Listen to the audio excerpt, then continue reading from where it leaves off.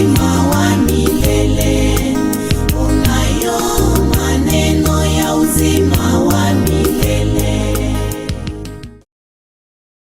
Écoutons l'évangile de Jésus-Christ selon saint Marc. Un lépreux vient trouver Jésus. Il tombe à ses genoux et le supplie.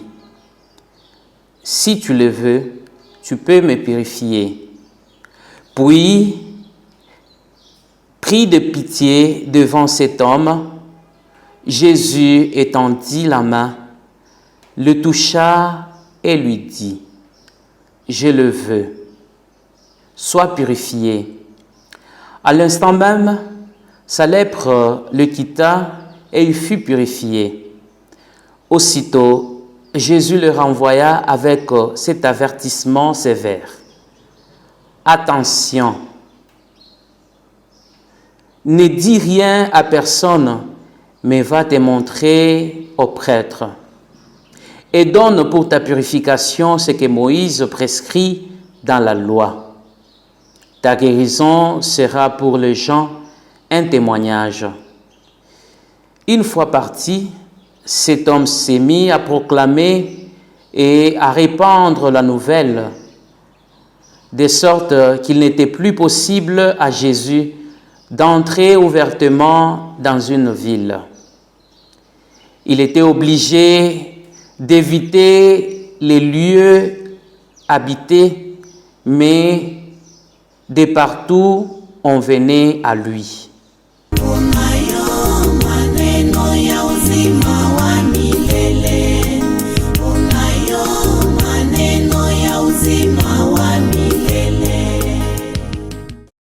Frères et sœurs, félicitations tout d'abord parce que vous êtes encore là à écouter la parole de Dieu, parce que vous êtes encore invités aujourd'hui à écouter cette parole divine.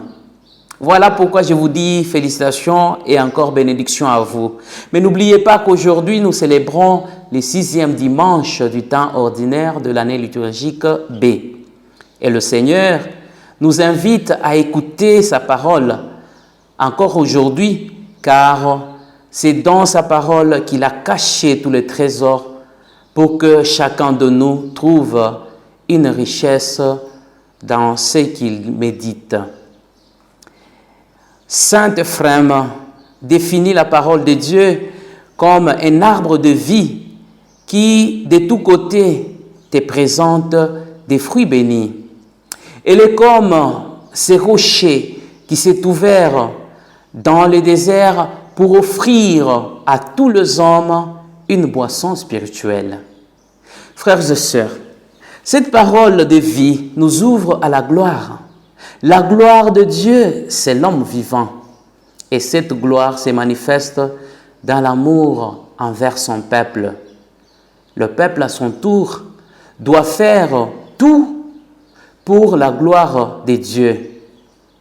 Saint Paul nous dit dans sa première lettre aux Corinthiens, chapitre 10, verset 31, que tout ce que vous faites, manger, boire ou n'importe quoi d'autre, faites-les pour la gloire de Dieu.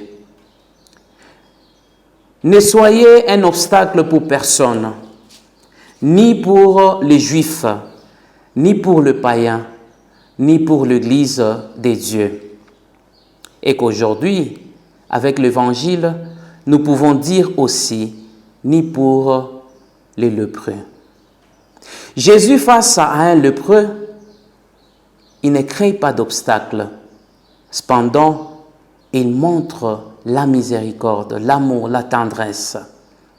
Vous savez que dans la société juive, et bien sûr, si quelqu'un présentait des signes de la lèpre, devait aussitôt se présenter au prêtre pour savoir s'il pouvait être déclaré impur ou pur.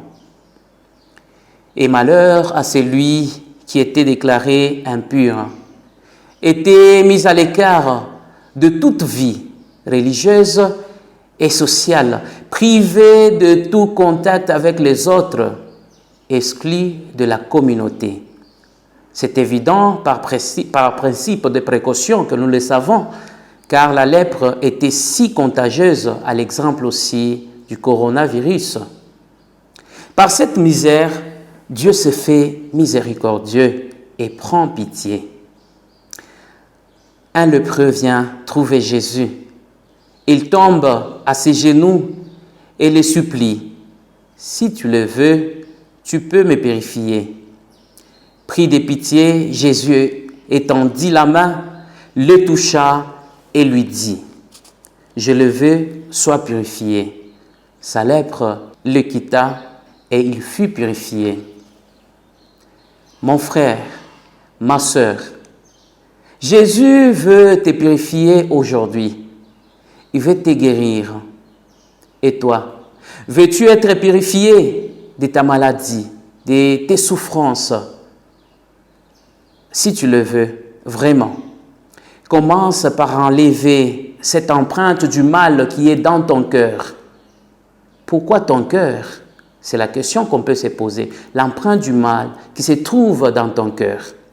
Parce que c'est dans ce même cœur, dans ton cœur, que sortent les pensées perverses, inconduite, vol, meurtre, adultère, cupidité, méchanceté, fraude, débauche, diffamation et autres.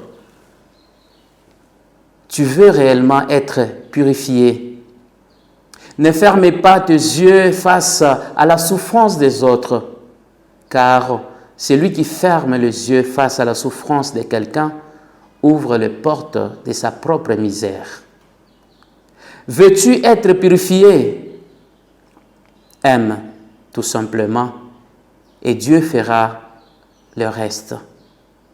Il te fera passer, si seulement tu aimes, il te fera passer du désespoir à l'espoir, de l'isoloir à la victoire, de la honte au triomphe, de l'humiliation à la célébration.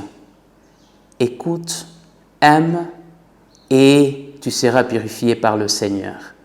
Restez toujours fidèles à sa parole et bon dimanche à tous.